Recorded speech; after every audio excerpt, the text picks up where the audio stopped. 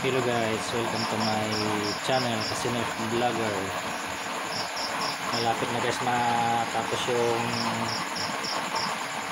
latest natin ngayon na elevated nozzle burner.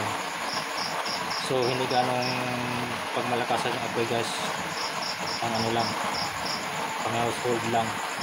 So complete ko naman ito, mayroon siyang di pa tapos. Mayroon din siyang auto shut off, mayroon siyang fuel monitor, at saka mayroon siyang mga latest natin ilalagay guys.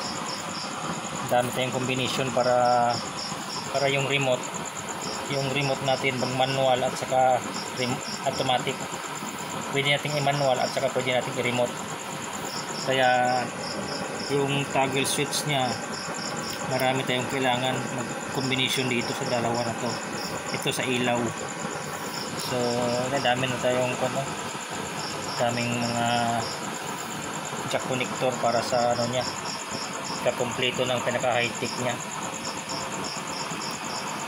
So, ayan guys, ano nito, design built-in tang. Ayan guys, oh. Ayan. Basta wala sa ilalim yung pipeline. Nandiyan oh. Hindi pa rin ngayon ipapakita. So balang araw pag na-finish na, pakita natin yung kabuuhan nito. So tingnan natin yung init niya, kung anong init niya.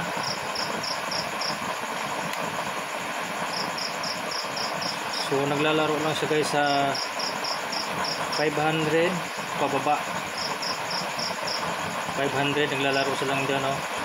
Kasi kung super init abot 600. Sinubukan ko yung iba 600. Siya wala, ano lang. Ayan oh. Naglalaro sa 500 plus. Ayan oh, bababa din siya 513, 20. Ganun lang yung temperature. So yun lang guys, kasi kung na over temperature o umabot na ng 600, masyadong yun, mainit sa kaldero. Kaya itong natural na lang itong 500. So sabi ni Sir SDB kasi 600 mainit na yun. So tayo naglalaro lang tayo sa 400 pataas. Ayan o,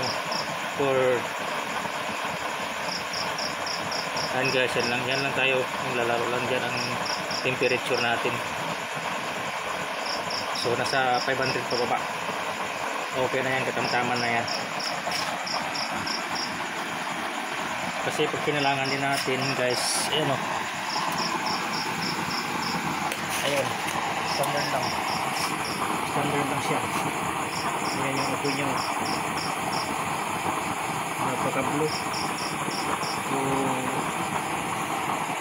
So apoy din siya sa konti ng takore. Apoy din sa konti sa takore siya, okay lang. Yan yung katamtaman ng apoy. Ayan o, katamtaman ng apoy. Pangsaing lang talaga ito. So ito guys, ito na yung gagawin ko. Sakalan ko sa pagmaliit na yung mga chamber, mga 4 inches lang. Ang design ko is elevated nozzle burner. Hindi na ako gagawa ng may thread na kabaon, kasi nasiraan nga ako ng mga thread. Mahirap na mag-repair ulit paglilinis kasi nasisira, gaya ng mga ito oh. Ayan guys, nasiraan. Kaya ito mga chamber na yan, nasira yung thread niyan eh, kaya di ko na nagamit. Pag ilagay mo sisingaw na, may sumisingaw na apoy, kaya hindi ko na ginamit, kaya masisira din. pag tanggal linis kung tamaan mo yung thread na maglilinis ka, kaya sisininsil mo kasi kung nagtutuntok dyan yung carbon malapit sa may nozzle sa gitna. Kaya yun guys, nasira, kaya nag-design ako ulit ng panibago. Ito na ang pinaka simpleng gawin, simpleng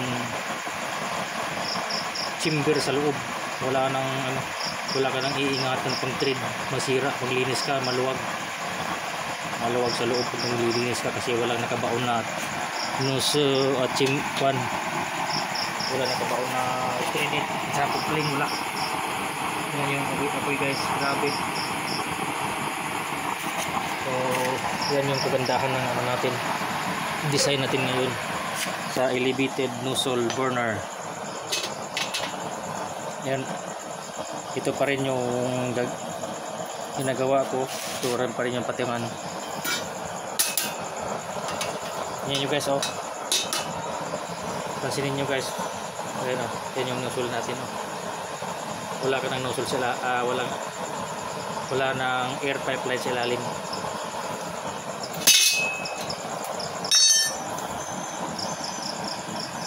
Ayan guys, oh, tingnan nyo yung guys, pasilip ko lang. Ayan, mayroon din sa ilalim, nakaupo lang yan, nakaupo kasi nababaklas yan, nakaupo lang yan, pero yung nozzle talaga, yung pipeline talaga wala talaga sa ilalim. Ayan guys, tinagilid natin, namatay. So ganyan kaganda yung kala natin sa design natin.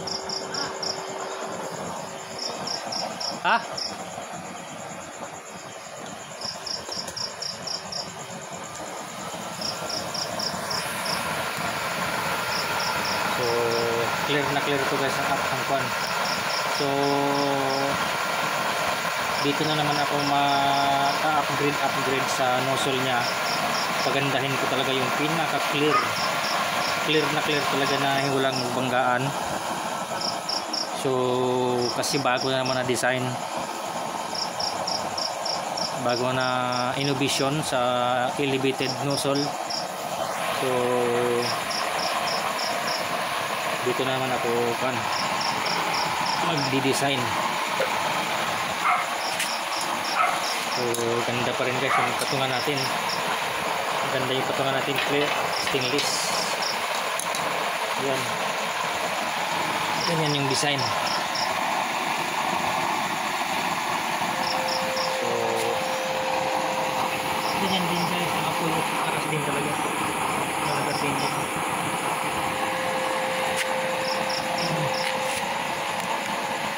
So tingnan natin kung nakasalang.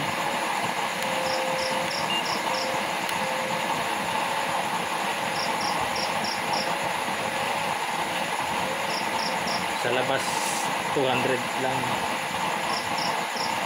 So sa paligid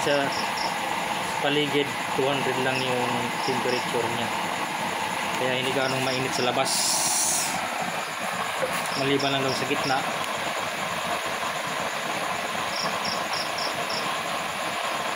So 400 to 500 pababa lang, 500 pababa yun lang ang temperature. So okay na guys, hindi natin pinalakasan para hindi masira yung sinasayang natin. So hanggang dito na lang guys. Maraming salamat po sa patuloy na nanonood at saka nag-subscribe. God bless.